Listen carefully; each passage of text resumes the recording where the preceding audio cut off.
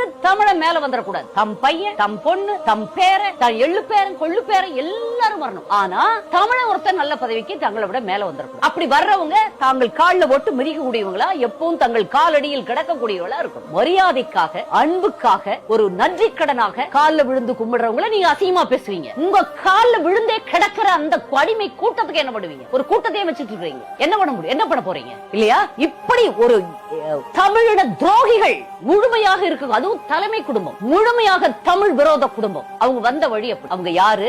சில நூற்றாண்டுகளுக்கு முன்பு வந்திருந்தாலும் அவங்க வந்த இடம் வேற மாநிலத்திலிருந்து வந்தவங்க. ஏன்னா அப்ப மாநிலத்து பேரை சொன்னா அவங்களே எல்லாம் சொல்ற மாதிரி ஆகும். அவங்களுக்கு நமக்கு எந்த விதமான ஒரு பிரச்சனைகளும் இல்ல.